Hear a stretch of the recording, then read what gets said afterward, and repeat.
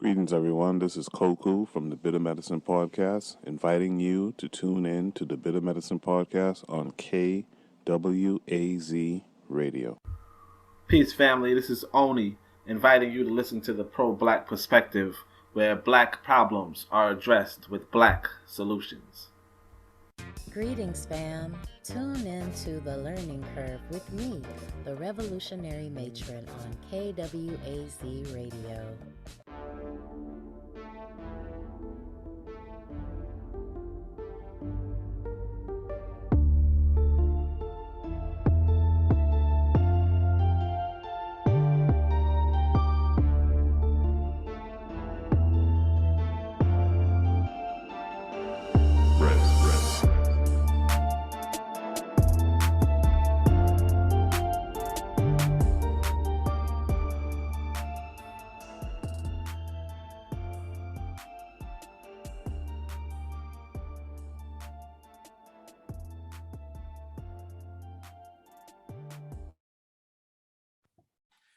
Welcome to the 11th episode of our interview segment of the Harsh Reality Podcast. And in this segment, we look to bring on professionals, influencers, scholars, and any knowledgeable or interested individuals to tell their own story and also hear their unique takes on the news of the day. And personally, I think it's more beneficial and insightful to listen and hear a person's perspective rather than the traditional question and answer format. So we're going to keep it kind of, barbershop style on this podcast here.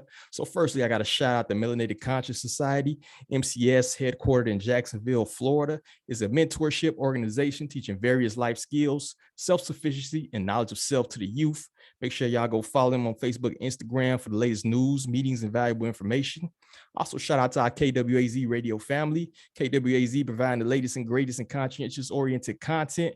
Make sure y'all follow them on all forms of social media, as well as subscribe to the Bitter Medicine Podcast, hosted by Koku, and a pro-black perspective hosted by Oni Tase, and also the Learning Curve, hosted by the Revolutionary Matron. And lastly, the podcast is now on Patreon. Please donate. And of course, all proceeds go to upgrading the show and providing the best content we can for our loyal listeners.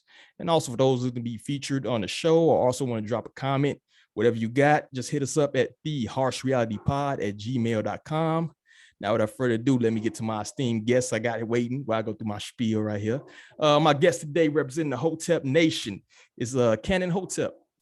He's a rising influencer, leader, social commentator, and an advocate for self-reliance, amongst other ventures. And I'm highly honored this brother has come on the pod to have a discussion on the current events. Canon, what up, bro? Hey, what's going on? How you feeling? Man, I'm all right, man. Long day of wage slavery, but we getting it together. I feel you on that. Yeah. So, for those who may not be familiar with you or familiar with the Hotep Nation movement, I just wanted to, the first segment just drop is just to, give a little background on yourself, any relevant information you think that people need to hear. And floor is yours, brother. Hey, what's up, everybody? So I'm Canon Hotep, based out of Baltimore, born and raised Baltimore City, 37 years old, business owner, basically out here, teaching my kids the right way to come up. You know what I mean? I'm also on YouTube at Canon Hotep, Twitter at Canon Hotep. I'm also a part of Hotep Nation. For those of you who don't know what Hotep Nation is, it's a group of like-minded individuals where we teach, self-reliance, self-sufficiency, how to better oneself, how to make, a better, faster, stronger version of you, essentially. Word. And I don't even think you need to say tell anybody who's from the be more with the U. That's crazy. No matter how much I try to disguise my accent, it'll still come out. It's all right, man. I got that Chicago Midwest twang, so everybody like, the hell you from? So I'm down here in Florida now, so they like, where the hell you from? So it's all good. I get it. But first thing I want to do, because you hit on the Hotep Nation, you mentioned them. You wanted to. That's how I basically, knew who you were and, got hold of some of your material, dropping, your YouTube videos and whatnot, was, your affiliation with Hotep Nation, Hotep Jesus and Uncle Hotep. For those who don't know, Hotep's Been Told You, one of my favorite podcasts. And I seen your segment on that joint, like that brother dropping jewels on there. You know what I'm saying? Appreciate that. So, due to affiliation with Cassius Cam, who did, matter of fact, he did my the intro for this other pod I'm doing. So, shout out to him, doing his spaces thing, and that allowed me to hook up with you, you know what I mean, and try to get you on the pod. So I'm like, yo, you gotta drop some of them jewels, bro. But I know the first thing we want to hit on, I want to hit on like the Hotep Nation. What is Hotep to you? What does that mean to you? And how did you even get into contact with Hotep Jesus and become part of that movement? You know what I mean? Yeah. So Hotep to me, is, well, the original word is to be at peace and at one. You know what I mean? That's the original meaning of Hotep. But in the mid 90s, early 2000s, around that time, it started having a negative connotation with it for some reason. You know what I mean? Yeah. Used to, like I said, at peace, at one self also meant truth. And people started using it as a pejorative. If you was too quote unquote conscious or whatever, you one of them Hoteps, you know what I mean? Like kind of in a negative light. So one day, according what Hotep Jesus was saying, somebody came at him like that. So he trying to spit some knowledge to some people, and they try to insult it. Oh, you think you're some kind of Hotep Jesus? You know what I mean? He said, you know what? Kind of like that. So he took it and he wanted to flip it. Same thing with Uncle Hotep. So one day I used to be a system administrator. So, we don't do much. We just fix computers when they break. Yeah. So I'm sitting at my desk and I'm going through, this is around 2016, right after the election and stuff like that. So I went down a rabbit hole with B.O.B. was beefing with Neil deGrasse Tyson about flat earth, right? So from there, somehow I got into an Uncle Hotep video. And I started watching, like, okay. And then from there, it snowballed into Hotep Jesus on Fox News. So I'm like, all right, I kind of like these dudes. They're kind of cool. So then next thing you know, I see they got a podcast. So I listen to them together. I'm like, man, these dudes think like I think.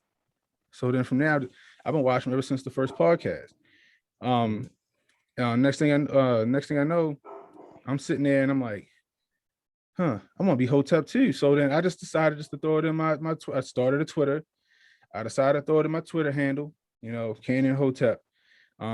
I would just, I would post every now and again, but I really just used it to get, current events and news and stuff like that everybody was talking about online. So fast forward to February of this year, you got the the day in January that happened, and you had the impeachments going on and stuff like that. Yeah, so that redacted day. Yeah, that redacted day. And so I'm sitting there and I'm just watching. So I'm like, so something in me was just like, you know what? I had a broken foot at the time. I just was in my truck. I picked my phone up and I just started ranting in my phone. So I decided to put it on Twitter. It's a dude here named Hot Damn I Rock. He was big on YouTube at a point in time. Oh, yeah, I remember that brother. Remember, man? Yeah, I remember that. So I always liked the way his videos were. So I kind of adopted his style of video, music in the background to keep people's attention. Quick takes, nothing too long. You know what I mean? Try to keep it interesting, keep it funny, but still spit that knowledge at the same time. Next thing I know, was this a little after March? Next thing I know, went midnight. I get a DM from Hotep Jesus. I'm like, So he's like, yo, you want to Zoom with us on Friday? Me and Uncle Hotep. He's like, Hotep Whittick gonna be on it. I'm like, yeah, cool, that's what's up. So I didn't know what to expect. So then next thing you know, because I'm like, man, I got their name. I don't know if I'm supposed to ask permission. And, you know what I mean? But like you false flagging you. Right. You know what I mean? Yeah. So I thought, like, what set you claim? Could, you know what I mean? I don't know. So, but at the same time, I seen them, they would retweet some of my stuff sometimes. So I get on the Zoom call on a Friday night, and they basically, yo, we like your content, is dope. We like where you coming from. We like the fact, they asked me, why did I adopt the name? And I was like, I see what you guys are doing. I understand what you're doing. You see from a 30,000 foot view like me, you know what I mean? And I see the movement that you're creating, and I want to be a part of it. So he's like, cool. It's like, hey, you feel like doing a segment every so often? I'm like, yeah, no problem. You know what I mean? Yeah. And that's how we got started. And that's what it started at, gave me more motivation to keep pushing. Word, that's dope. And that's kind of how, what I'm saying, I think a lot of people kind of feel about the movement. It's like with one hand, it's leaderless, right? You know what I'm saying? Like you have this certain mindset.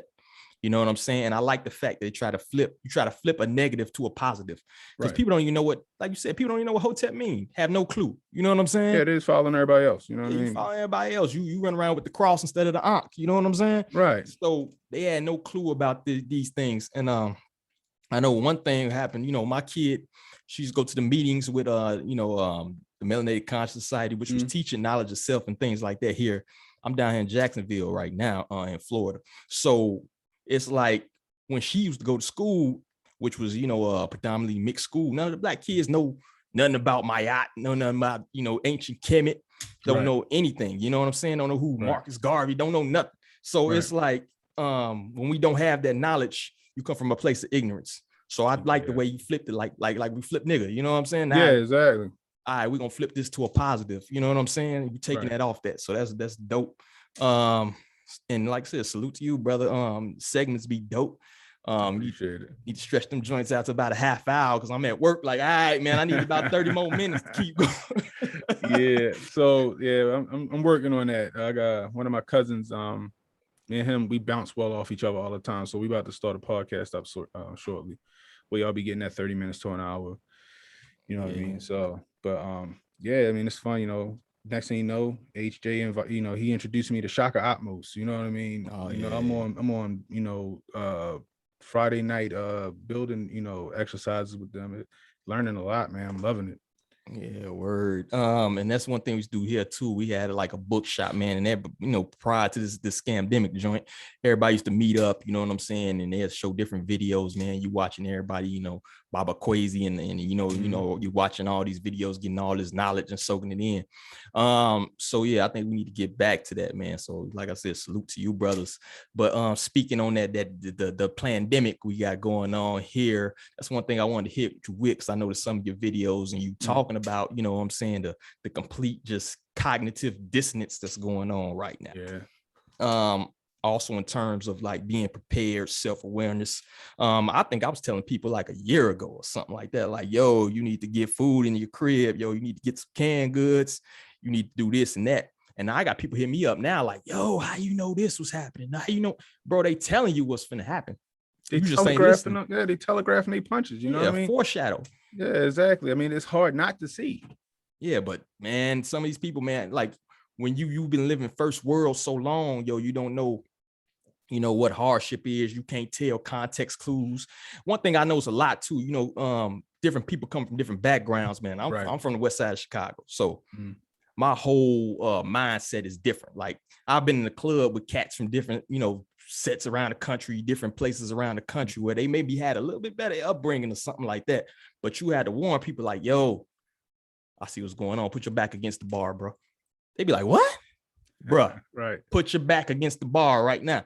You know what I'm saying? And then next thing you know, somebody brawling out there, somebody getting hit with a pool stick. It's like, bro, you can't see the forest through the trees. Right. And I think you got a lot of that nowadays where people have been so first world, so living good to a point where they can't see what's coming on. You know what I'm saying? Yeah, you're right, man. It's crazy. You know what I mean? I get where you're coming from. You know what I mean? I grew up west side of Baltimore. A lot of people always equated to like, oh man, so, is it like The Wire? I actually grew up in a neighborhood that The Wire was shot in. I was going to ask, that's my next question. So the neighborhood I grew in, it was a couple blocks from, what all that stuff, because everything in The Wire is basically based on a true story. The names aren't correct, but they do that on purpose. But basically, with like the first 2-3 seasons, that's where I lived. That's where I grew up at. You know what I mean? So like you said, I could see both sides of the fence. You know what I mean? I had to, I guess for lack of a better, I was fortunate enough to grow up on both sides of the tracks. I grew up, where my mom was on food stamps, stuff like that. My father got, successful, moved us out, stuff like that. But you got so many people that's, like you said, people don't understand how privileged and pampered they are. You know what I mean? Like you said, put your back against the bar, you know what I mean? I don't go nowhere without, knowing where the exits is, you know what I mean? Exactly.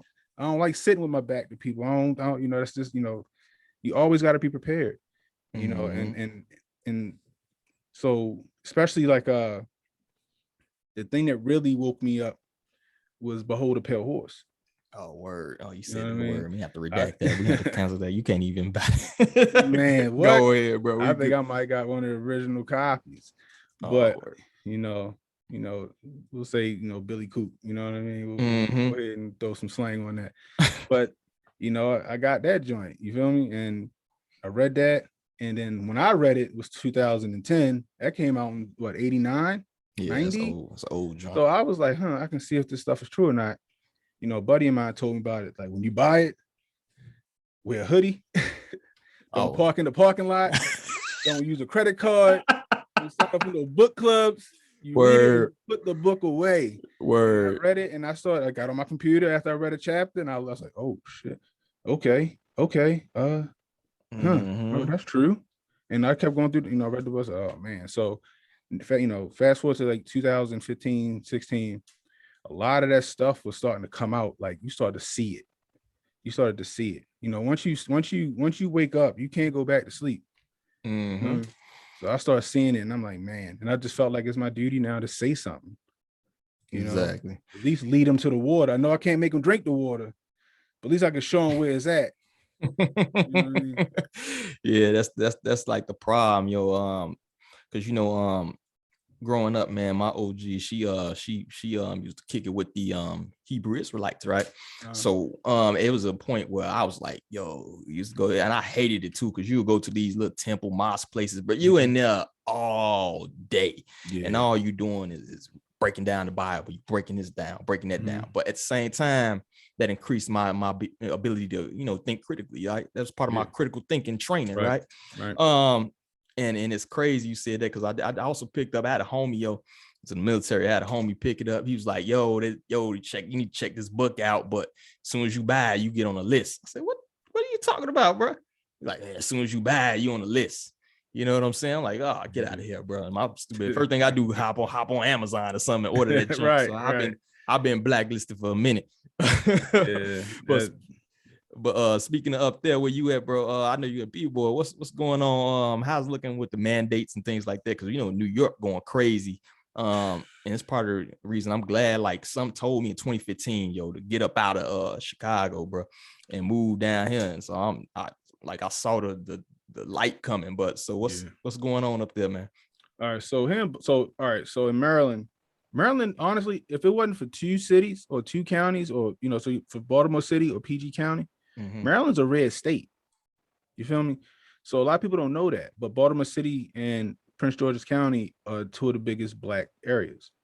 If it wasn't for those two counties, Maryland would be a red state essentially. So, in Baltimore City, for instance, our mayor is about, I'm 37. He got to be my age, maybe a year or two younger. Oh, yeah, I saw that cat with the fro. Yeah. And the fro came during the whole George Floyd thing, so I was like, I know what type of time he on now. He trying to show his pro-Blackness and all this stuff. So, he got it. Whereas though you can't go anywhere without having a muzzle on your face. Period.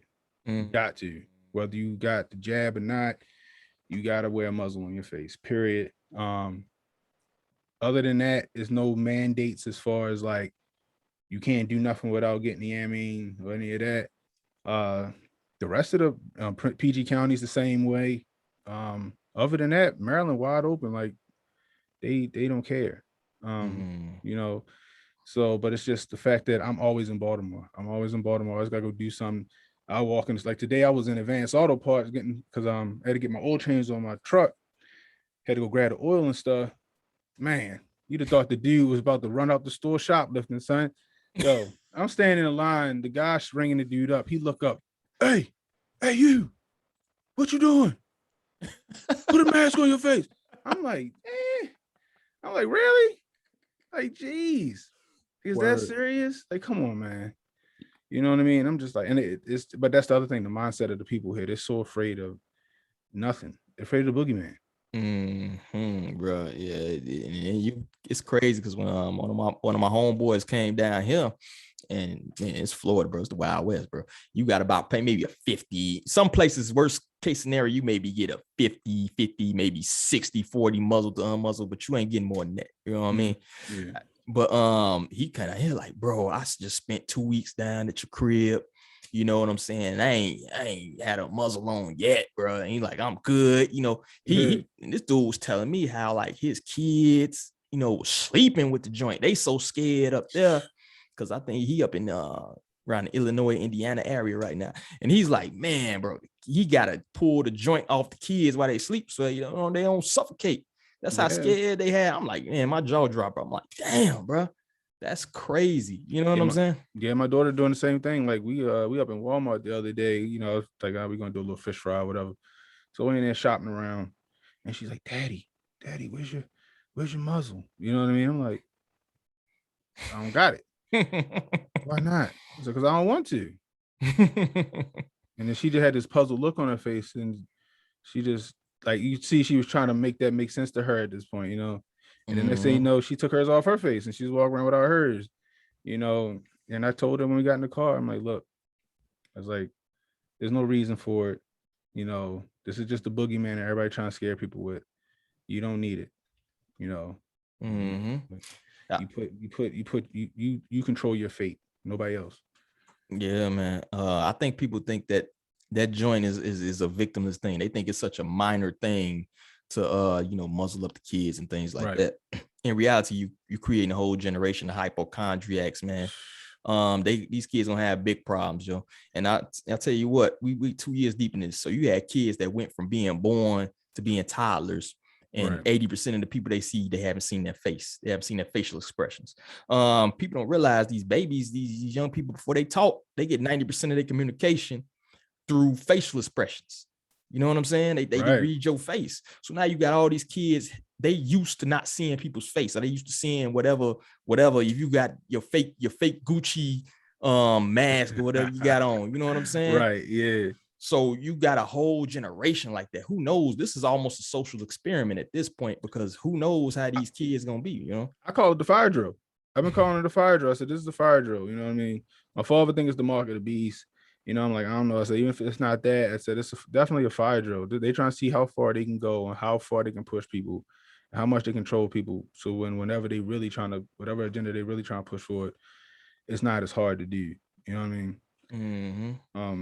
But it's definitely a social experiment all day long, and that's my opinion on that. You know, just like I said, like I always equate it to Pavlov's dog. You know what I mean? You know, that dinner bell, the food there. The dinner bell, the food there. Dinner bell, no food, they still coming. Dinner bell, no food, they still coming. You know what I mean? They condition now. They condition, period. You know, and it's like when you try to spit that logic to them and trying to explain, you know, stuff that you learned in school. You know what I mean? Like in biology and science class in school. You know, now that don't count no more. You know, we on some new science now. You know, and it's like, it's tough, you know. But like slowly but surely, like a lot of my family members starting to come around, you know, as far, you know, to how, you know, my logic. You know what I mean? Yeah, it's like they completely, like, people forgot about chicken pox parties. You know what I'm saying? What? Yo, I said that. Somebody was like, what's a chicken pox party? I said, you ain't never had a chicken. I said, and I had to think. I said, how old are you? I'm 25. So y'all had a yammy for that for a minute. You know what I mean? I said, but I remember my best friend up the street from me caught them chicken pox. My mother walked my tail right up that street, go play with Bruce. A week later, my face broke out. I got these big bumps all over, itching. I'm in oatmeal baths and stuff for a week. Calamine coming out of everything. Yeah, calamine lotion. They did it on purpose because, you know, you got to get the immunity. You know what I mean? I'm like, and I try to explain it and they don't understand. It's like, I don't know how you can't take the correlation. That's a perfect analogy for how immunity works. Is that? Yeah, man. You still can't. Yeah, and they still, you know, it's like, but the news said this. You know what I mean? The good doctor said this though. Exactly, bro. It's mind-boggling. It's like, yo, it's people, you know, like, you know, I'm an intelligent dude. You know, I research things. You know this all my life. You know what I'm saying? I was one of those kids. I skipped 4th grade. You know what I mean? But I got to high school and wilding out. But anyway, you know that a brother intelligent, right?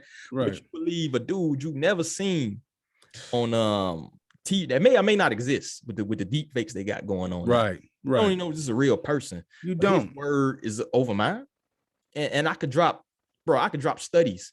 I could drop articles. I could drop all this. You know what I'm saying? Right. And I say that to them all the time. Like, yo, I've been telling you 2 + 2 is 4 my entire life. You know what I mean? 3 + 3 is 6. Now it's 7, bro. Right. The sky is blue. So why when I come to you with this, I'm crazy. You know what I mean? If I've been staring you straight my entire life, I've been staring you straight, being a straight shooter. Why can't you take me seriously on this? Why can't you go, you know what?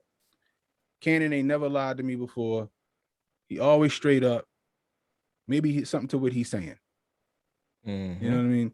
And that's the thing that's irritating, you know, especially with family. You know what I mean? Yeah. You know, like I say, and my argument is simple.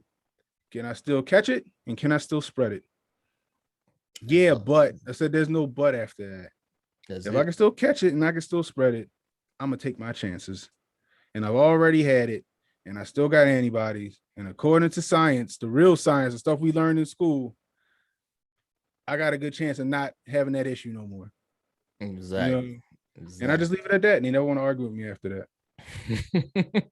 You know, I think well, you sound like you know what you're talking about. Yeah, they got to avoid you like the player. Right. They start changing subjects. They husbands or they wives come over. Hey, come get some. You know what I mean? They don't want. They don't. No. Just it's a no-win situation over it, because then they start trying to internalize it with them. So you see them trying to like think through it. Like, no, my logic. Like they start short-circuiting. You know what I mean? Because because it's common sense over the propaganda and the news. Word. Common sense ain't so common no more, bro. I thought at least the booster joint would work. I like that's it right there. Which for some it did. I want to say maybe 20%. Once you start talking, like, man, I'm getting my 2 and I'm done, right? Or whatever they were doing. You know what I'm saying? Right. I thought for sure though. Once you telling me every 6 months, I gotta line up. Like you getting Depo-Provera, like, you know what I mean? Like, you know, and I try to say, and I showed them a study. I had an NIH study. I'm like, the NIH study says that the people that full-blown caught the yammine got more of an immune response 10 months past them getting the yammine versus the people who never got it and took the jab. You know what I mean? Mm-hmm. I show them the art. They still can't come to grips with it. I said, the good doctor y'all trust work for them. You know what I mean? Like, y'all, you don't want to follow that?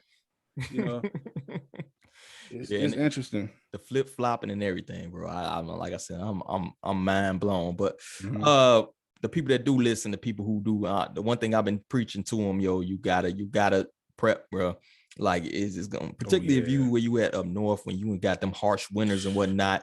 I said, bro, like, to be honest with you, they don't even have to do no crazy. They don't even have to send the stormtroopers in, bro. They can just hit the power.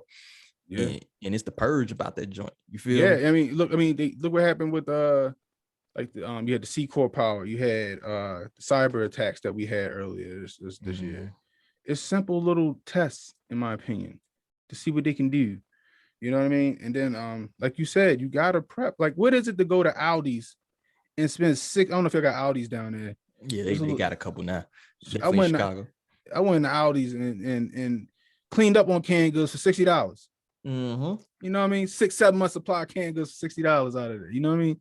You know, learn, like, I hunt. This right here, I built this specifically for deer and hog. You feel me? Mm-hmm. And I ain't got a problem going in the woods, go get me something to eat. I seen them steak prices last week. I just paid $20 for some trash beef. You know what I mean? I'm like, $20? Mm-hmm. Hot dogs is expensive right now. So it's like, I'm like, you see the writing on the wall, like, it's not gonna get no better. You had that shipping issue going on, right? They had where the shipping containers got held up or whatever it was. Mm-hmm. Like, the writings on the wall, you got to be ready for that. What they called it, the dark winter. They keep saying it, bro. They telling you what's happening, yo. I remember Cop Mala got on there talking about some, buy your Christmas presents now because it might get ugly. She said that like last month, yo. Telegraphing their punches. Yeah, telegraphing their punches. Oh, and you still worried about what's going on in love and hip hop and black ink and looking at the lipstick alley and bro. It's game time. You feel me? Particularly, like I said, if you up north, man. I remember even back in the day, we got the stove open. What I mean? You said you from Chicago. Y'all win is worse than ours. I know that much. Off the chain, bro. Like you ain't going nowhere. Like, you snowed in the crib, right. and these people still playing around. So it's to the point where it's like, Darwinism finna be in play at this point. Like, you know what's funny, man? So art imitates life, right? right. So I kept hearing Dark Winter, Dark Winter, Dark Winter. I'm like, where do I know Dark Winter from? And then it hit me. I ran to my basement, right? I already know what you about to say. You play video games, yo? I know what you about to say, bro. And I don't even play that particular game, but I heard somebody else making the comparison because they saw it too. You know what I'm saying? Like they laid the playbook out in that game you talking about. The game is that. I'm like, it's this. I'm like, yo, I said, is this straight out of the Tom Clancy novel? You living in a video game, Jack. I played the intro to the video game when I ran the base and hit the PlayStation. Put that. It's like, yo, I said, here we go. All right, okay, all right. I see now. Like art imitates life, people. Like, so when you see a bunch of like documentaries or movies coming up with the same theme, start looking for some comparisons in real life because you're gonna find them.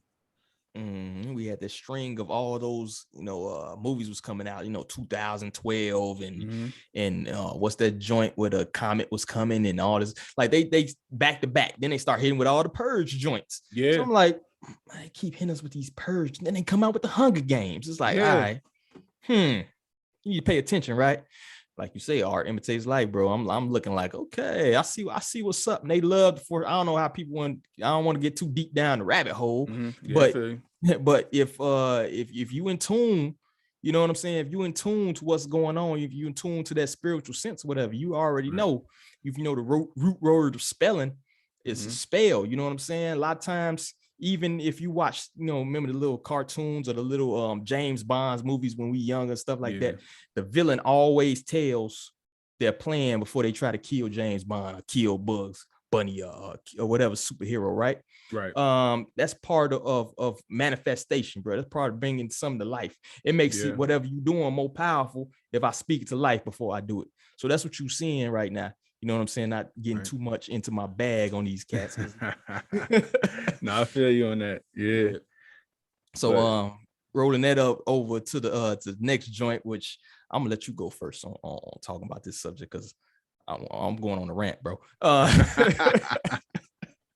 We got the Stephen A. Smith versus Kyrie Irving Chronicles. I just want to hear your thoughts. You know what I'm saying? I know I'm a basketball fan. At least I would. It's gonna be hard to watch this. I don't even know if I'm decided yet if I'm gonna watch or not. But this dude just won't shut up, yo. This dude been going 3 straight days on Kyrie. So what's your thoughts on this whole situation and Kyrie in general and what he's going on over there?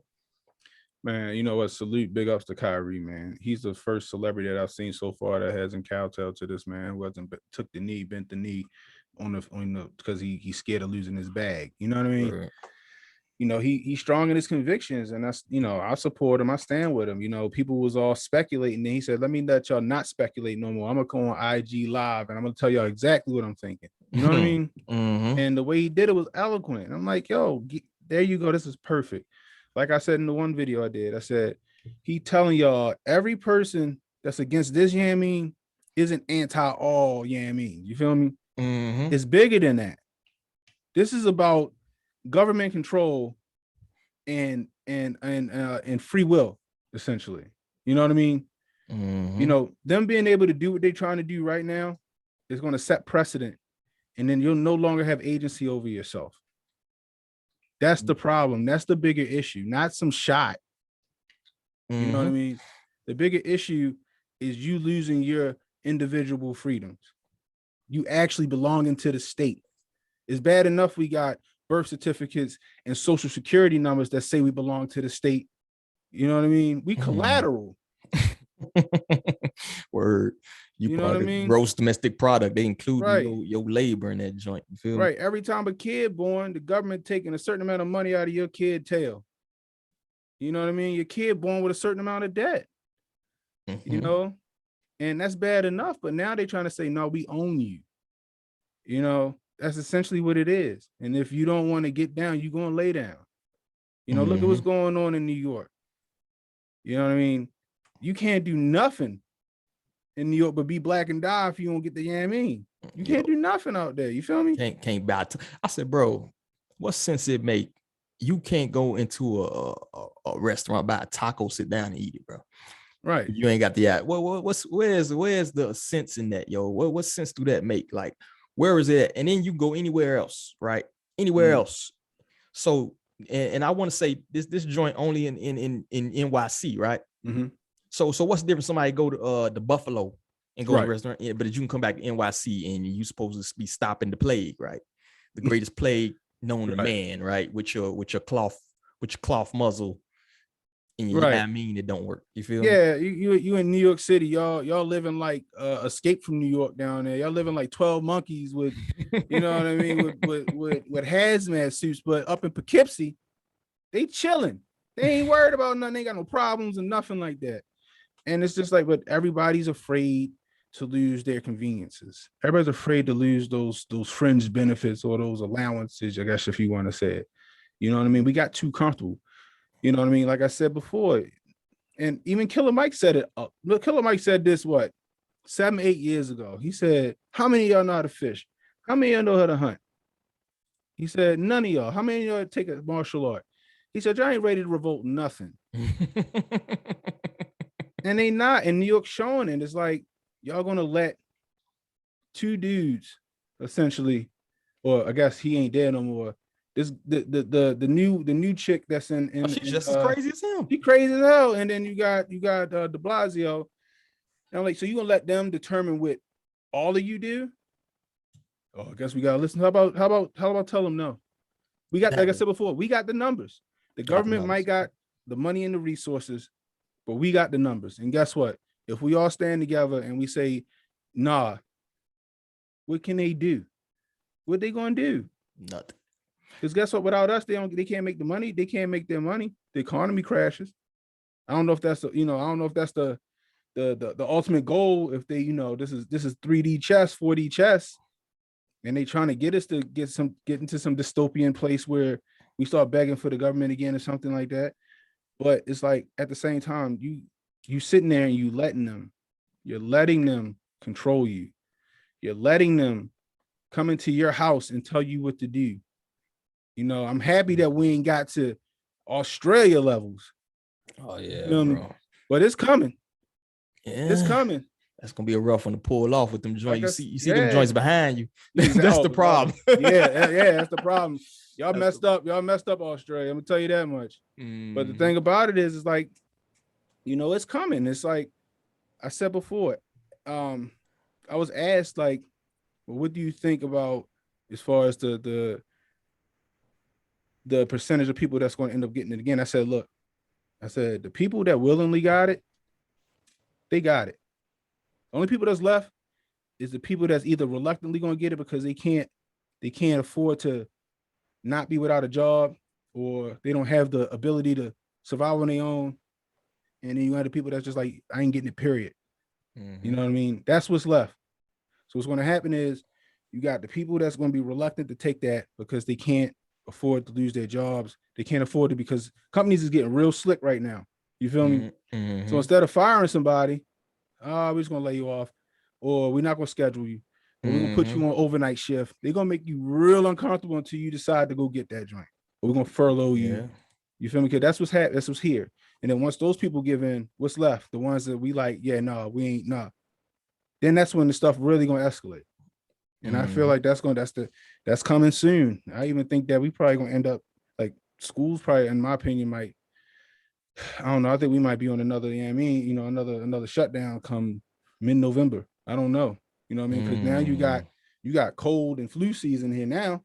Yeah, who knows how these people body gonna react, bro? Especially being in the house, y'all been all gauzed up and bubbled up and sanitized for a year and a half, 2 years. Weak immune system, bro. Immune system can't handle nothing right now, bro. You've been avoiding everything, human contact, everything for a year, 2 years. What? You gonna touch a blade of grass, your body gonna go on a red alert. And then they gonna say, oh, it's a new variant. Next thing you know, Zeta. Yeah, exactly. You know what I mean? Next thing you know, we back in the house. And that's where people gotta draw the line. But people, like you said, you control people through fear and debt. If you can control their fear and you control their debt, you got a person that's going to be submissive and subservient because they they don't, they need that security. Yeah, that's secure, bro. Like you said, you hit on a good point, man. Like people don't hunt. They call that some white boy stuff, bro. Yeah. I was out there, man. It's crazy because I was, I worked this railroad gig for a while, bro. So I'm out there, middle of nowhere, Illinois, with a bunch of good old boys, bro. People from Oklahoma, people from Southern Illinois, because most Illinois is red outside of Chicago, just like Maryland. You know what I'm saying? Mm-hmm. But once you get out there, it's like, oh, and you always had this preconceived notion, like, oh man, I'm out here with these good old boys. This is gonna be some bull. But man, I learned so much just that year with them good old boys. They teach you, man, they out here hunting and trapping and picking up these morale mushrooms that you can fry up like a burger almost. And I'm like, oh, I ain't know nothing about this right here. You know what I'm saying? And if you cool, they don't care. They start adapting my Chicago lingo in some sense. You know what I'm saying? Oh, yeah, what up? And it's like, it's crazy how that works. So like I'm learning, I'm picking up all this stuff from these people and whatnot. But we got to get out that mindset of, this some white boy stuff. Or this, bro, that's survival. You saying survival, some white boy stuff? Right. Right. Like, and you're 100% right, because the reason these is behind me right now is because of that Killer Mike speech. You feel me? Just scrolling through Facebook one day and seeing that joint. Played it like 10 times, man. I'm like, he right. You know what I mean? Like you said, some white boys. I'm like, yo, like in high school, first car, supercharged fastback Fox body Mustang. Woo. You feel me? Right, man. You like, yeah, but up here, if it ain't a Crown Vic or or something crazy, they like, oh, why you got the white boy car? I'm like, because it's fast. Like, what do you mean? This car fast? What are you talking about? But that's the thing. Oh, because they see it in, they see it in, that's what they see it. You see it in mostly white guys driving. Like, what's that got to do with anything? Like, you know what I mean? Same thing with hunting. I would when I saw that Killer Mike thing, I left work, went to my father's office, sitting there talking to him. I was like, Dad, if some shit really go, I don't know, can we? Oh, you good, bro? You good? Go ahead. I'm like, some stuff really go down, right? We can't feed ourselves. What are you talking about? I was like, if it's a food shortage, we don't know how to hunt. Huh? You start thinking about it. Huh? All right. I said, we can't defend ourselves. He said, what are you talking about? I had you guys in martial arts your whole life. What you mean? You champion wrestler, blah, blah, blah, blah, blah. I said, I'm not talking about that. Look at me. I'm 300 pounds of muscle. Ain't nobody fighting me fair. You know what I mean? They're gonna shoot me. I said, imagine if it's, I saw Toss said, we need to go get we need to get some guns. You know what I mean? He started thinking on it. Then at the time, Hillary on there doing her war cry, and he was like, he just got out. Come on, let's go. We went to the sporting goods store at that moment, and that's the first one I bought right there. And then after that, he was like, find a hunting group. Found a hunting group. Learn how to skin quarter and gut animals. You know what I mean? All animals basically the same doing it. And then I'm like, all right. And he's like, I'm like, well, we didn't know how to bow hunt. All right, let's go get some bows. Go get bow and arrow, crossbow. I bow hunt deer. I know how to climb a tree. I climb in tree stand, walk about 150 yards into the woods, go 20 feet up in the tree, set up that joint, hit them from 30, 40 yards out. That stuff kids need to know. These, our white counterparts, they kids learn when they 7, 6 years old. When I went got my hunting license. Driving tractors at like 7, 8 years old, bro. Right. I'm in my hunting class. I got outshot by a 7-year-old. Because his dad had him in the woods since he was 5. Yeah. Yeah, man. What? And I'm like, man, that's awesome. You know what I mean? And I was like, we need to learn that. And like you said, we got to get out of that mindset. Oh, that's some white people stuff. Or that's some hillbilly stuff, some redneck stuff. Like, yo, okay, but guess what? When stuff hit the fan, who you think gonna be all right? Mm-hmm. You know what I mean? Who you think can go in them woods and go live? Mm-hmm. Word. People don't realize that, bro. And back to another point you saying about the incrementalism, bro. People don't know what the hell incrementalism is. I told people, I said, bro, you still taking off your shoes when you go through the airport, bro.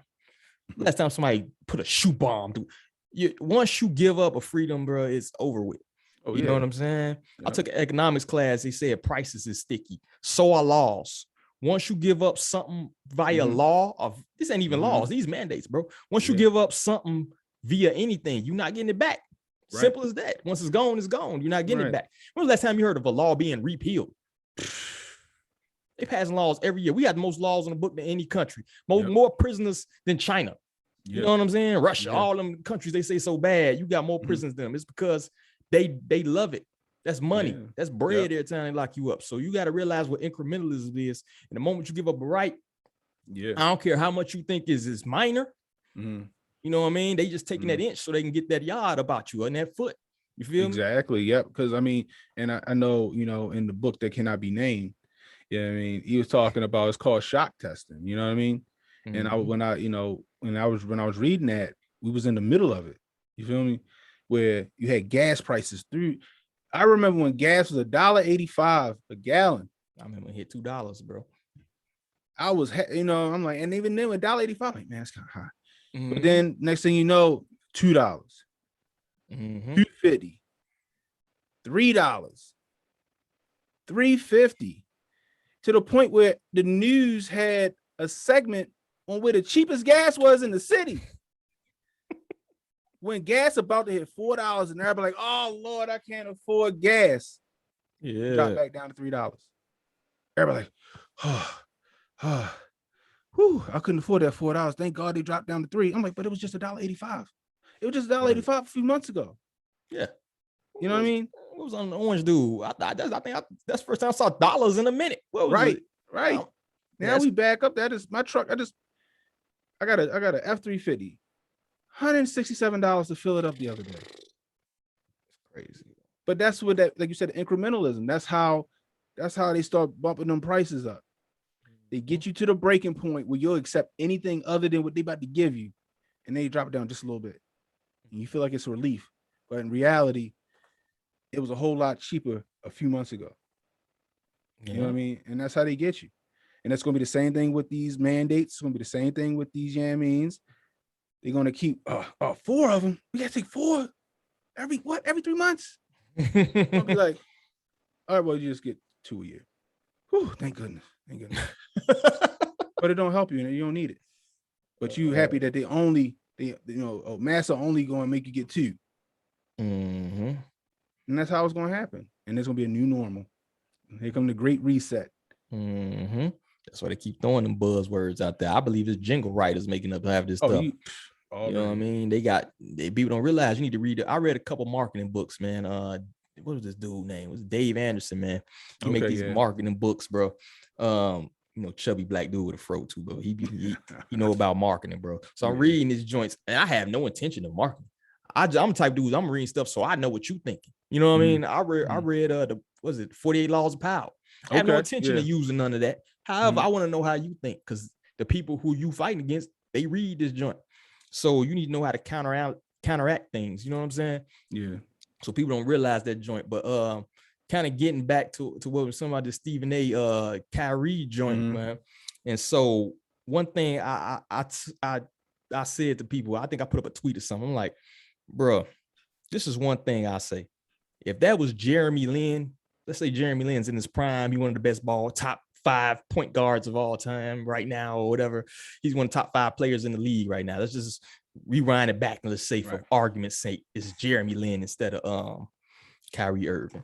You think for any second you would get 5 Asian cats to come on that show, any show, have a panel discussion about how stupid this dude is, how he needs to get fired, how he needs to be traded. You know what I'm saying? Just bashing him. You think in a million years that would happen, bro? No. But every time we have a controversial thing in the black community, they wheel out the Stephen A. Smiths. You got Kendrick Perkins, big head, mush mouth butt, who averaged 5 rebounds. How you 7'12", you average 5 rebounds in your career, bro? But anyway, they got this cat up here chugging it up. They got Keyshawn Johnson looking like he had about 10 Twinkies, too many at this point, giggling, laughing about how dumb Kyrie is and I need to be fired. And this is accepted, This is good. And then the crazy part is I have yet to see anybody outside of somebody who looked like this right here say something about Kyrie. It's nah, we can't do that because that might be controversial. They might say we racist. So they get out they tack dogs, the Stephen A. Smiths of the world, to talk crazy about this brother. Who say what they can't say. Say what they can't. Love it, yo. And you see this a lot of times too amongst like the grifter class. And you know what I mean? I had somebody tell me like, yo, you should do a podcast, but you should do it like the videos like Tatum. I said, don't say that shit to me ever again in your life, yo. You sound like my father, man. Don't say that to me ever.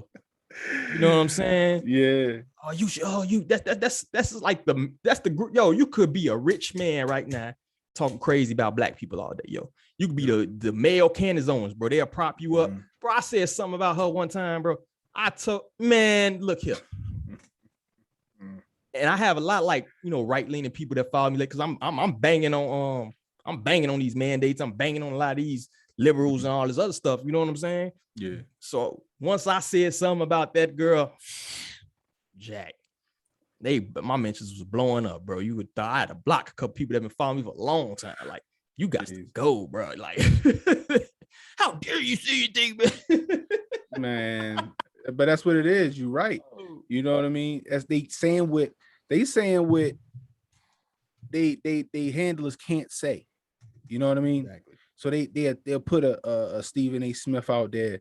They'll put a Brandy Moss out there to equate this to some nonsense from when he was in high school. You know what I mean? Got nothing to do with nothing. You know, like Stephen A. put that Twitter video out where he talk about, I just heard Kyrie's IG and then he started talking, and then in the same breath say he didn't even watch it. But you out here talking on it. Then you almost got your ass handed to you on your own show the other day because you want to know how, well, if it's so crazy, how many Yamin deaths is it? And then Shorty was like, whoa, you know what I mean? You know what I mean? Like, if that don't tell you that your master's got a handle on you there, Stephen A., you need to just shut up and just talk about the NBA, bro.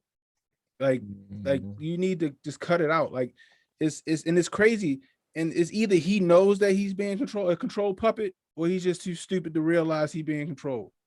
Well, he said it, bro. He said, ain't nobody finna mess. He said it on the show. Like, man, ain't nobody finna mess up my bag. So I went and got, you know, right. Oh my God. Right. And that's the problem too, bro. That's like, you can be bought so easily, bro, that it's no accountability. Like everything about the brick. When you control the money, yo, you control everything. Cause now I could just dangle some money in front of you and get you to talk about whoever. You know what I'm saying? Like money ain't everything, man. You know what I mean? And that's one thing I'm kind of thankful for, man. Like having that, when you growing up, like, you know what I mean, with less than, one of two things can happen. You can get that survival skill where it's like, I don't care what you say, I know I can make it anywhere.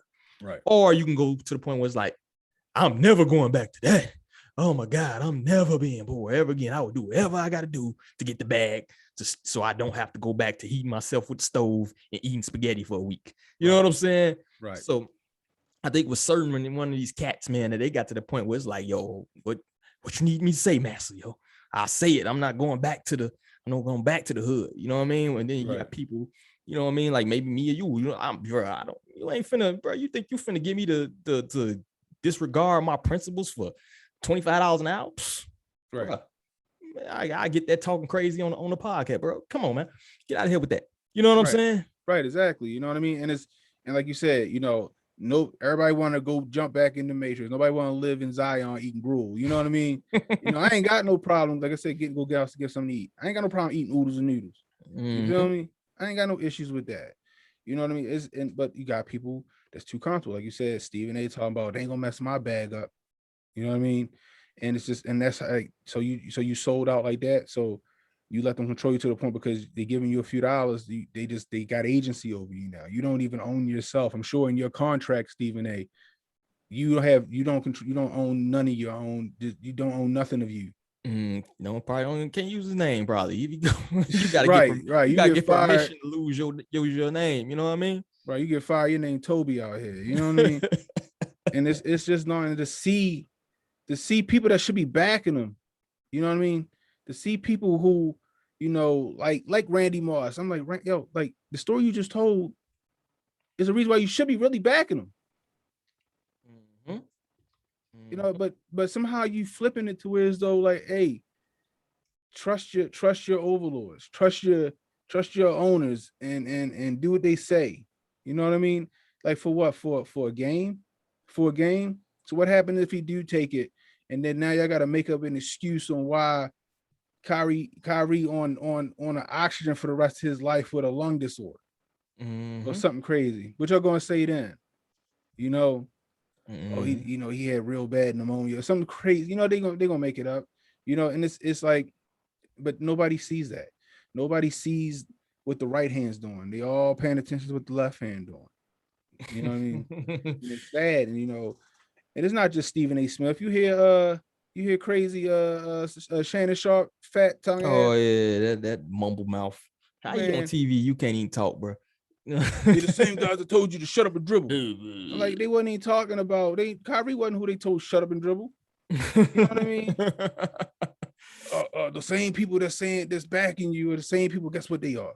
They got the jab. And I'm like, okay, but they've been saying from day one, like, yeah, you should get it, but we ain't gonna force you to get it.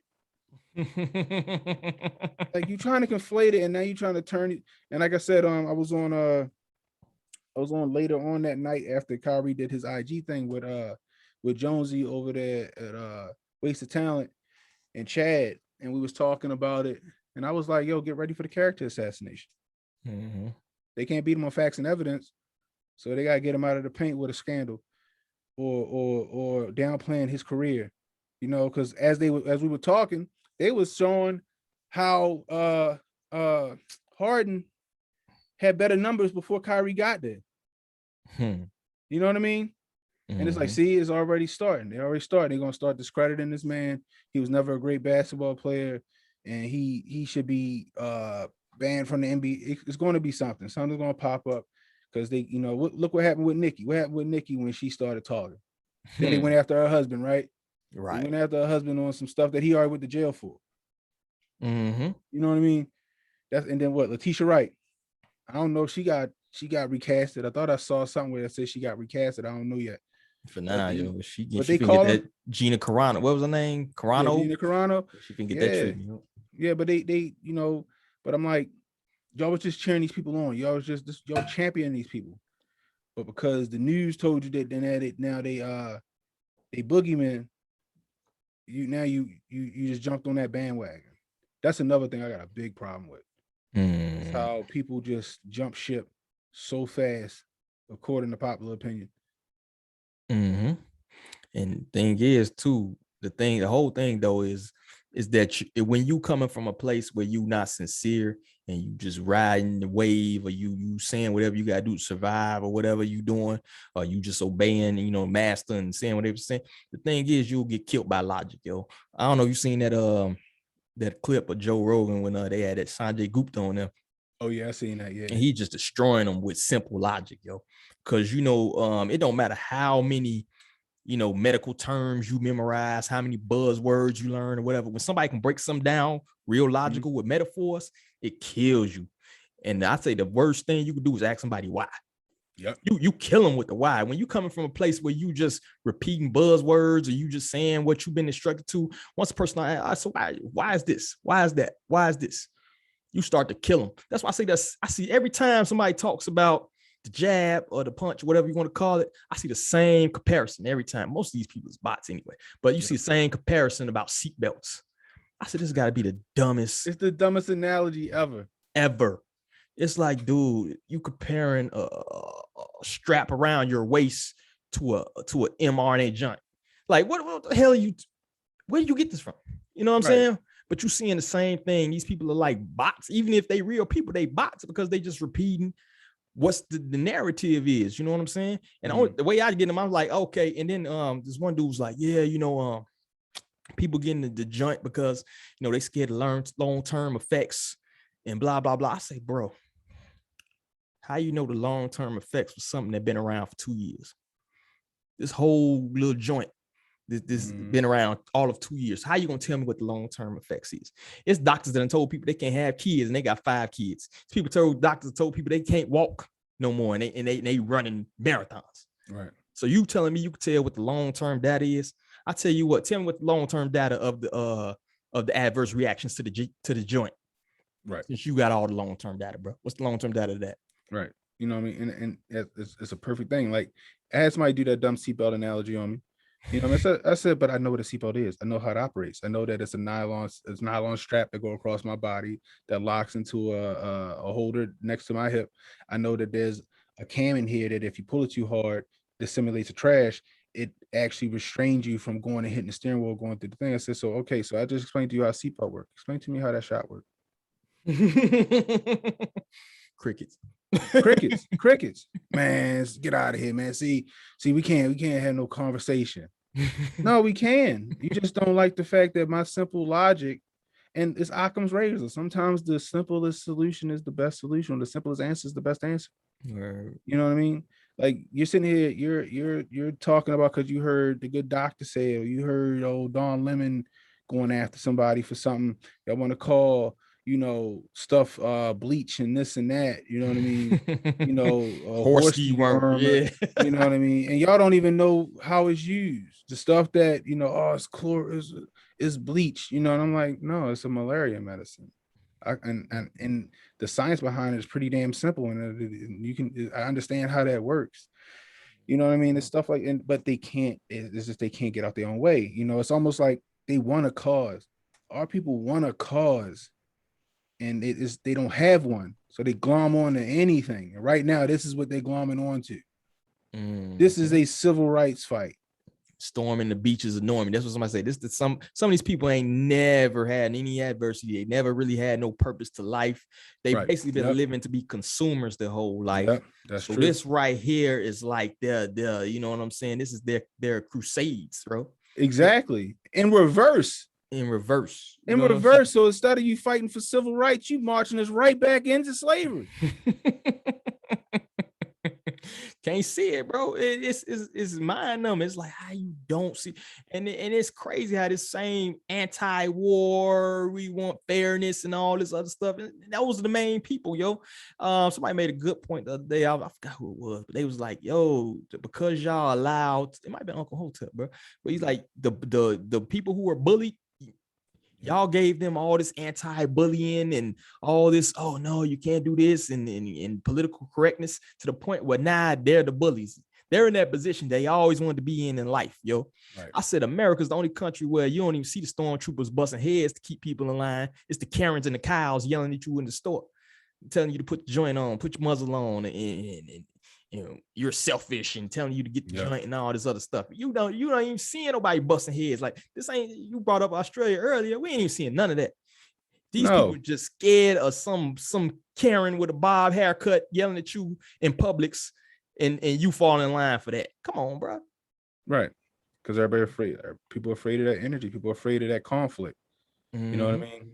But like you said, this is they fight, and they just, like you said, they never had a purpose, or they felt like they never had a purpose, and this is their purpose now, and they think they're making a difference. Like, no. To the near future, you're gonna realize that it was a mistake, and it's gonna be too late.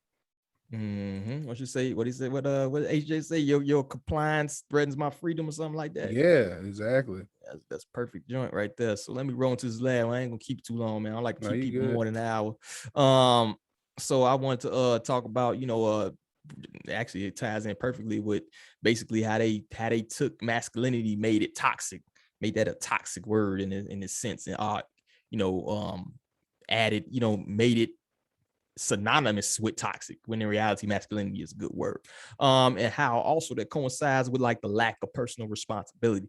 I think this whole like joint we're going through right now just reeks of the lack of personal responsibility we're experiencing, because it's like, all right, we already know basic biology 101 science class, high school. Yeah, you get a joint, that joint protects you, right. And they already saying like 80% of the people who in the hospitals and all this other stuff are people who are obese, diabetes, things like that, things that are preventable. Even asthma to a certain extent is preventable. You know what I'm saying? So I think this whole scenario ties into a lack of personal responsibility, and particularly one side, one political spectrum in general is just like hates personal responsibility. Yes. So, and I know, part of the Hotep Nation, part of what you guys preach is basically, being a part, not in terms of being a community and doing things for your community, being personally responsible. You know what I'm saying? So I kind of want you to hit on that. What's your thoughts, or your thoughts on, being responsible for your own health, being responsible for your own community and things like that? What do you preach? And I know you a father too, so that's probably something that hits home too. Yeah, it definitely does. You know what I mean? I like to think my kids are spoiled a little bit, but you know what I mean? Because we want to give them what we didn't have. You know what I mean? Yeah, man. But right now, like with my daughter, she's 12. My son's 7. I'm still trying to kick him in the pants. But my daughter, she's 12. She about to be 13. She go into high school next year. You know what I mean? Yeah. And then you see this CRT stuff. You see what they teach in school, and it's like, now I gotta deprogram you. Yeah, man. As a father, I gotta make sure you're prepared for this world out here. I gotta make sure you can know the difference between what they teach you and what's really real. You know what I mean? Mm-hmm. But as far as like, self-reliance, like, man, you hit it on the head. You got people out here, we're the fattest country in the nation, in the world. You know what I mean? Word. Diabetes didn't really exist until the 90s? Like, I mean, it was few and far between. Yeah, you don't hear anybody in 1700s dying of diabetes, bro. No. The more the food got modified, the more people got sick. You know what I mean? And I'm not gonna sit here and act like I ain't never had McDonald's or stuff like that. You know what I mean? But at a certain point, you gotta take some, some responsibility for yourself. You know what I mean? If you're sick, you can reverse diabetes. You can reverse it. I was pre-diabetic at one point. I reversed it. You know what I mean? Found out what I was supposed to eat, how I was supposed to train. You got to be able to do better for yourself. And it's tough, but you can create habits. You can create habits. Let's say it takes 21 days to create a habit. I mean, you can do that. Like I said, I went and sat in my father's office. I said, hey, we don't know how to do this. We can't do this. If this happened, we can't do this. And guess what we went and did? We went and learned that to make us more self-sufficient. You know what I mean? We're also second chance employers. So that's how we in the community. All our employees, our drivers and stuff like that, they felons. You feel me? And if it wasn't for us, they'll tell you themselves, yo, I ain't never been out of East Baltimore until I started working for them. You know what I mean? Now, I know all of Maryland like the back of my hand, and I'm going on trips out of state with my chick and this and that, and I can afford this, I can do that. You know what I mean? We get them second chances. We teaching them trades. We drive trucks and trailers. It ain't on the scale of like a CDL, but it'll get you there. You learning the basics. So if you did want to go get your CDL, you can. You know what I mean? We put they making deliveries to different races and ethnicities and companies. They're learning social skills, how you're supposed to talk to people in public and this and that. You know what I mean? That's carrying over. So when they do decide to leave and go somewhere else, you know what I mean? They got the skills needed to do it. My father was big on that. He's big on that. He said, when you leave here, I want you to be able to go anywhere with the skills I gave you and be successful. Every one of our drivers know how to drive a forklift. You know what I mean? A few of our drivers can drive bobcats, excavators, backhoes, because we have that stuff. We use that stuff on a daily basis. You know what I mean? So if they wanted to go somewhere else, they got that ability to do that. Yeah. You know what I mean? I'm gonna teach that to my kids. You know what I mean? My daughter, she has a little candle company that she's trying to start now. She's making candles. She made her first $300 this week. Dope, bro. Making candles. She's like, Daddy, I want to make candles. Okay, cool. We bought her some candle stuff, and she been in there. I was like, damn, you cooking crack? Like, she in there with the Pyrex pots and she like whipping up with the wrist. She the wrist. I'm looking like, you got baking soda? Candle wax and some essential oils, and she getting it. You know what I mean? She's motivated now. I just made $300 this week. Now she motivated to keep it pushing. Keep it pushing, bro. You know what I mean? I'm proud of her. You know, she's a great artist. Daddy, can you get me some Air Force Ones and so I can draw on them and paint on them, make my own thing. I was like, yeah. And then she's like, I was like, hey, you know that you're really good at this. Well, once you perfect it, wear them to school, let your friends see them. They're gonna ask you where they came from. Mhm. I did it. And if they want it done, you charge them for doing it. Yep, sale right there, bro. You know what I mean? Trying to teach her how to be in her own lane, not Mhm. not worry about a job. You know, I told her, I said, Zoe, I was like, you could probably do this, and by the time you out of high school, you might have a legit candle company making a 6-figure salary, 7-figure salary. You know what I mean? If you Yeah. hustle it. And that's what I'm trying to teach them. You know, that's how I'm trying to instill in my kids, like my father instilled in me. You know what I mean? My Mhm. father, like you know, not to jump on like with Trump or whatever, but people always like, why do you defend him so much? I said, first of all, I don't defend him. I said, I see the sham. You feel me? Mhm. You know, I just try to, I said, I got my issues with him, but I said, but to be led astray according to some propaganda is kind of, that's not conducive to us. You know, like Mhm. HJ said, he's like, yo, he was good for the culture. You feel me? You know, Word. and like I was telling, I said, my father, ever since I've been a kid, and we ain't always had money, he talked like that man every day. So I speak Trump because of this. Like if you talk to my father on the phone, you think you talking to some racist white man. You know what I mean? You know my what? father walked around in Red Wing boots, a cowboy hat, and a Carhartt vest every day, yo.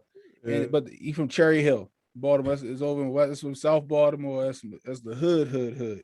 You feel me? And but I'm telling people like, yo, but go see what my father doing in the community. Mm-hmm. You know what I mean? Hey, Dad, what you doing? I'm down here. I'm down here by City Hall. I went and bought 100 coats. I'm getting them out to the homeless right now. Word. He ain't got no cameras around him. He don't ID. He just doing it. Mhm. Thanksgiving. Hey, where you at, Dad? We about to start about to have some dinner over the house. Oh, I'm down under the bridge over here on Hanover Street. I bought 50 Subway sandwiches. I'm just giving them out. Mm. You know what I mean? Yeah. You know, hey, Brandon, I just met this guy over here. Take him with you, or put him in one of the trucks for the drive, pay him $150 for the day.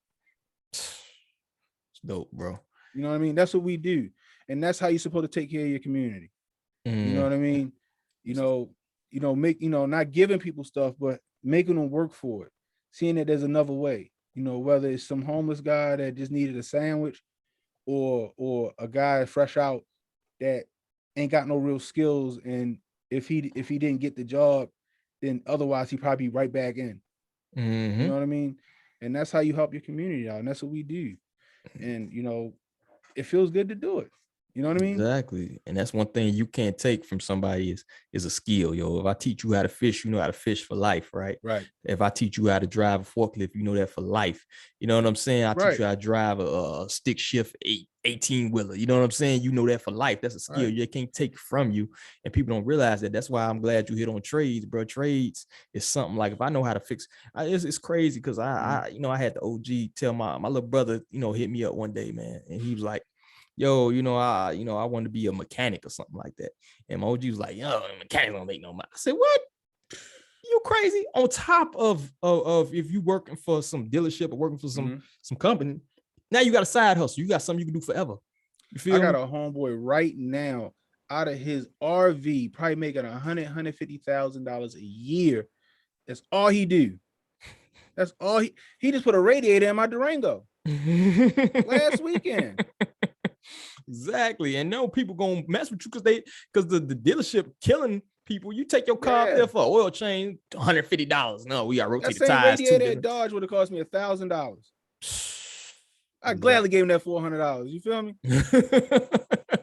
I'll throw another 50 on here. Yeah, I do it sometimes. Like, yo, you ain't charging enough. Yo, here go extra $20. Yeah, bro. But that's you right. Yo, trades, they're gonna be gone by the wayside. It's gonna be trades is gonna be a niche market soon because don't nobody want to do them no more.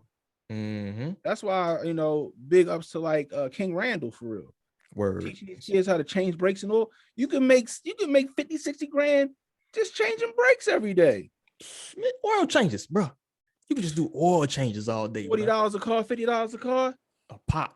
Easy too, easy joint. You know what I'm saying? If you basically if you can jack up a car too, if you get you mess around, get something you can jack them up with, man, bro. Go to Harbor Freight, get you a little BS jack. You know what I mean? It's over with, bro. Yeah. Hey, you bring your oil and your filter, I got you $40. Mm-hmm. You know, or something like that, whatever they cost nowadays. Like I think my truck might have been $80 to get the oil change. That's crazy. You know what I mean? Because it's a diesel truck. But like trades are going by the wayside, electricians, HVACs, plumbers, Mm-hmm. like, you know what I mean, carpenters who learn how to frame a room in somebody's house. Mm-hmm. Yeah, I want to put a room in my basement. Oh, I got you. I know how to do that. Oh man, how much you gonna charge for that? You know what I mean? Mm-hmm. My family business, we in trash. We destroy boats for a living, bro. Like boats. Like people call us, they come get boats out of their yard or the marina, and then we distress why we know how to use all these machines. Because we use those machines to destroy that stuff.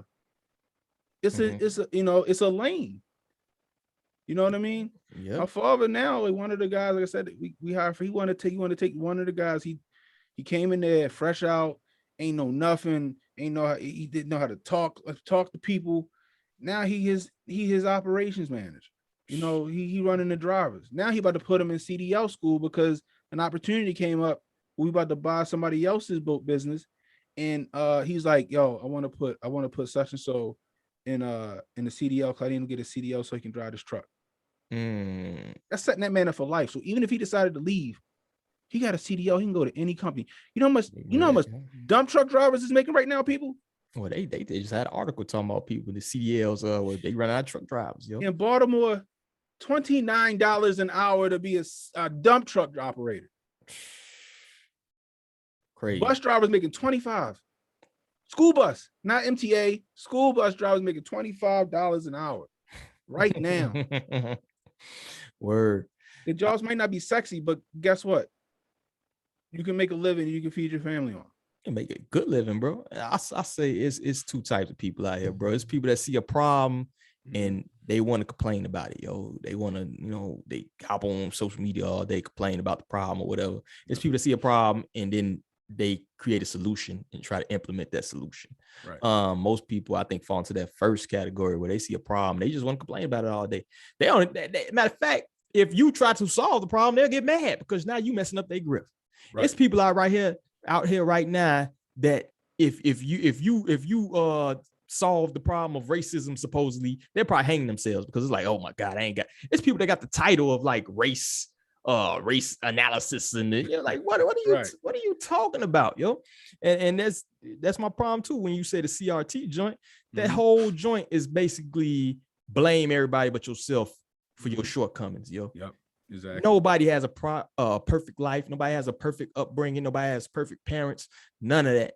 But if you determine to do something, you're gonna do it. If you determine to succeed, you're going to succeed. It don't matter what the lane is. Even like doing this podcast and joining with, it's a million podcasts.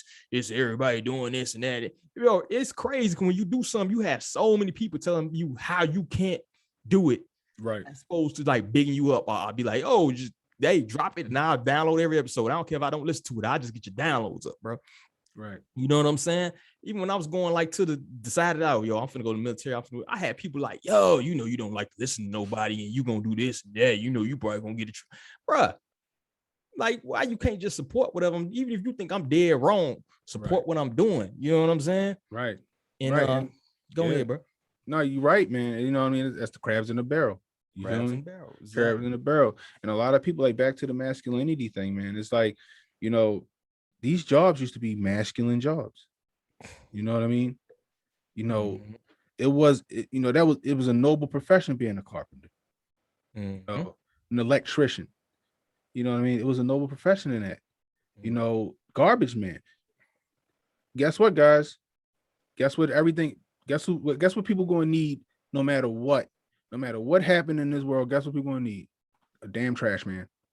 They're gonna need somebody to come get some trash. Bro, my trash, bro, the see I'm in right now, they have a big problem with trash collection, yo. The garbage can that's sitting out there for 3 weeks, 4 weeks, all this other stuff. It's because, man, look, they done told these kids that it's better to be a cubicle slave than work with your hands, bro. Imagine if you went and got yourself a little BS F-150, a trailer, and built the sides up, and you wouldn't work something out with the city or HOA and said, hey, for this amount of money every week, I'll come pick your trash up. You know what I mean? It's like, it's not sexy, but it's a good job. You'll be able to take care of your family. And that's another thing about masculinity. People always talk about toxic masculinity. Masculine men take care of their families, period. They're not looking for a woman to go lay up under and depend on her to bring home the bacon and make the donuts. They want to do that for themselves. Classical masculine men want to make sure that their families are taken care of, not making sure they taken care of by their woman. You know what I mean? There's a lot of that. And then you got, and that's also masculine men. They take responsibility. They take ownership for everything. If something happens, is they not, oh, my wife said, no, all right, yeah, I'm gonna own that and I'm gonna fix it. I'm gonna take care of that. You know what I mean? You don't see that no more. Nah, you don't see that no more. You got women out here. I said you got women out here crying over dude who can't change his spare tire. You know what I'm saying? You crying over dude don't know how to use a power drill. Like it. Right.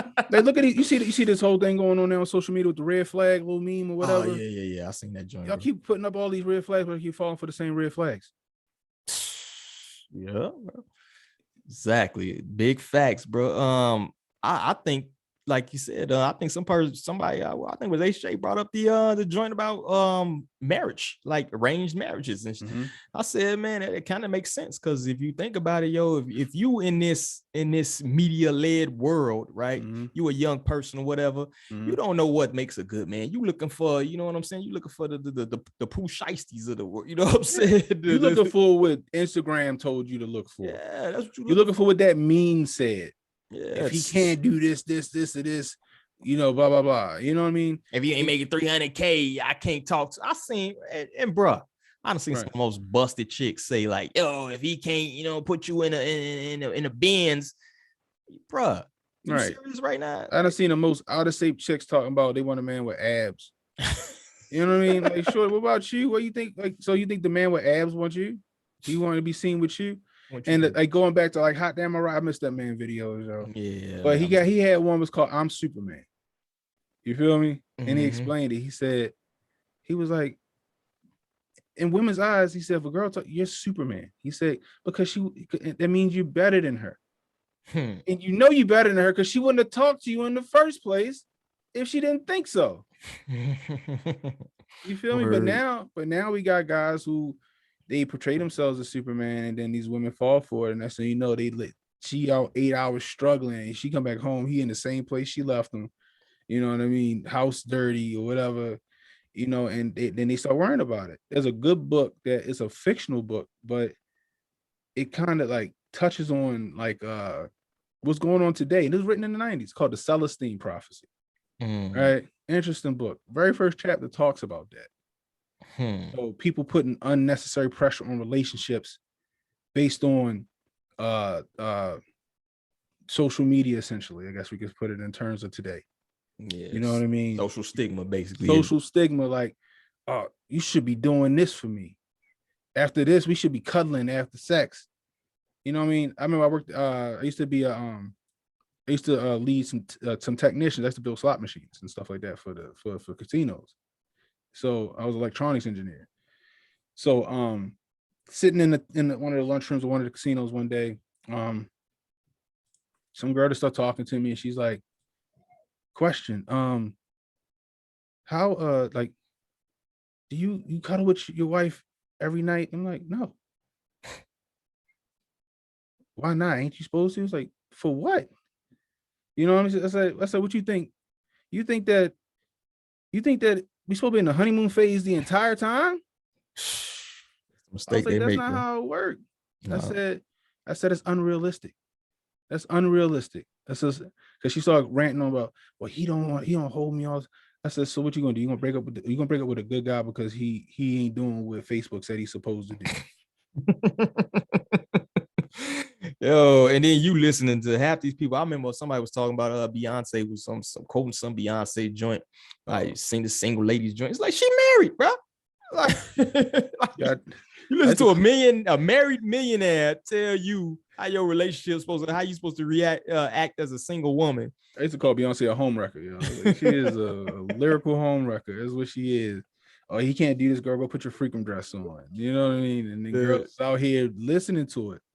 You know, with man, before Lupe Fiasco just broke my heart. What do you say in that song, The Box? He just sits and listens to the people in the box. Everything he sees, he ignores. You know, he absorbs them and adopts it. He mimics and he mocks it. That's what you're seeing right now.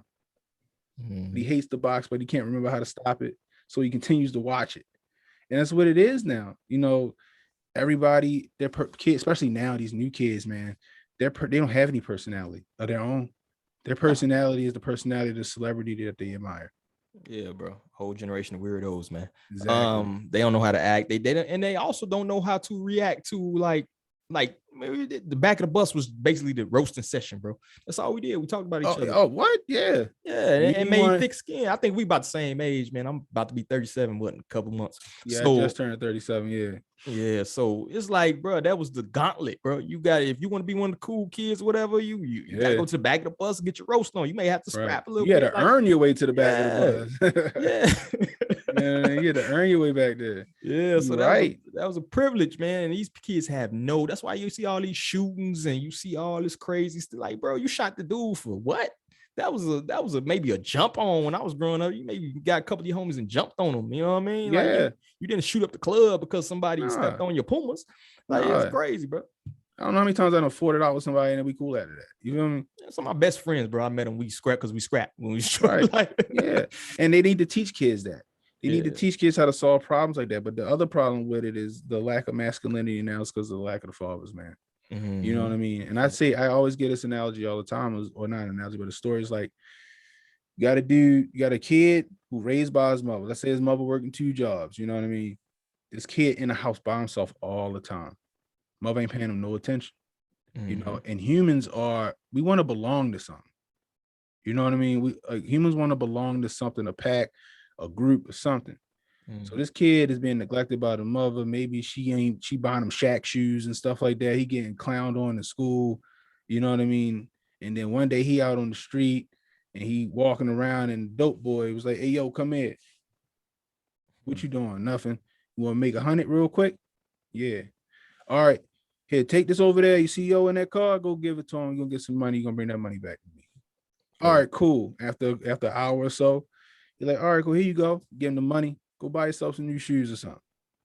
Guess what that dope boy just gave that kid? Attention and a purpose.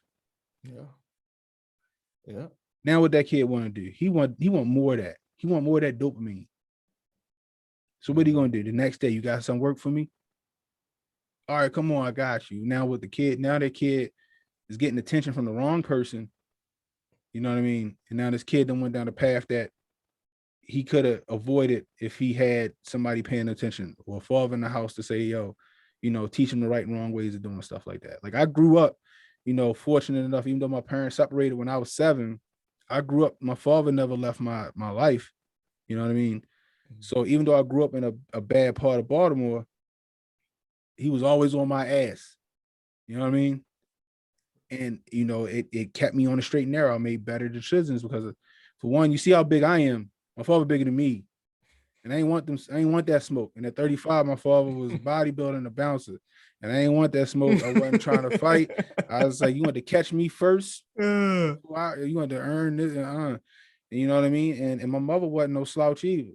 You know, but you know, that's the thing. A lot of masculinity's got to be taught. It's got to be taught.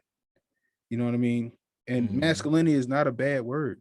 It's not a bad word. I don't know how it became a bad word. You know, it's we know that we should campaign for that joint. Right. You know, and it's crazy. It's like you need masculinity in this world. Without masculinity, it's chaos. Yeah. I say you need the balance, bro. You have the balance is all thrown off, bro. You're supposed to have that divine masculine, divine feminine.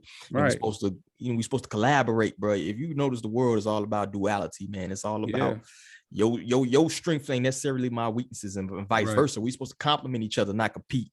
And I think you got competition right now, which is why you have all these, you know, posts and trending threads. Oh, the black man and black woman not getting along and all this other stuff. It's like, nah, it's the fact that the balance thrown off. You know what I'm saying? You not doing what you're supposed to do. She not doing what she's supposed to do. Y'all trying to compete instead of collaborate. You know what I'm Right. saying? You got the woman being more of a man than the man that's in the house. Yeah, it's part of Go the problem. watch one of them Disney shows and tell me you don't see how the mother run the house and the father just the asshole that's just around the house, just in the house. He just there. Happy wife, The happy kid- life. Yeah, the kids don't even ask the father permission for nothing. It's always the mother in the show that they asking the permission from. The father he just there in the show. You know, I peeped that a minute ago. I mean, I remember one day my daughter did that. She asked me a question. I told her no, that she sucked her teeth and was like, "Mommy, can I say, girl, this ain't no Disney show. I just told you no." It's democracy. Did you think? Right. What you thought this was? But like, that's you know, they teaching kids this. You know, the mother runs the house. Period. The mother runs everything. The father just the sperm donor and he take care of the bills or whatever. Open jars and lift heavy stuff, bro. Right. Right. Yeah. Right. But shit. Mother emasculating the father in front of the kids in the show, you know, and he's all, "Oh, duh, yeah, okay, yeah." It's ridiculous, and that's the thing. It's propaganda. They pushing masculinity out of there. Look at Black Lives Matter, man. He said he wanted to get rid of heterosexual. Yeah, get rid of nuclear family, bro. Get rid of the nuclear family, and what that leave you with? You know what I mean? A bunch of, you know, aimless kids. Word. That's what I think, bro. Definitely. So I'm gonna go ahead and on that note, bro. I ain't gonna keep you too long. I'm gonna give you the last minute, man. You want to plug your shows, plug whatever you got to plug, bro. This your minute, your time to shine. Whatever you got, bro. Yeah. So I ain't got much going on. You can catch me on YouTube, Canon Hotep, Instagram, Canon Hotep, Twitter, Canon Hotep. Got a podcast that should be starting up in the next month or so. Canon Hotep podcast featuring Leroy Strangelove. It's my cousin's handle. And just look forward to seeing a lot more coming from me in Hotep Nation, man. We forming Voltron out here, and we about to start whooping some ass. Word. I'm about to slide in my application, bro. I need to get that day. But I appreciate you coming through, bro. Blessing me with the jewels, with the knowledge, man. I do that again, man, because you made me think of a couple more topics. I'm like, bro, what time is it? Hey, whenever you ready, man. I appreciate it, bro. And like I said, on behalf of everybody here at the Harsh Reality Podcast, man, I gotta say peace and appreciate the guests, man. Appreciate the Hotep Nation, man. Check them out. We out. Salute.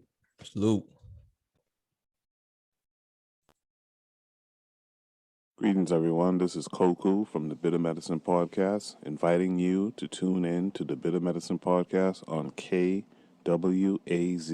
Radio. Peace, family. This is Oni, inviting you to listen to the pro-black perspective, where black problems are addressed with black solutions. Greetings, fam. Tune in to The Learning Curve with me, the revolutionary matron on KWAZ Radio.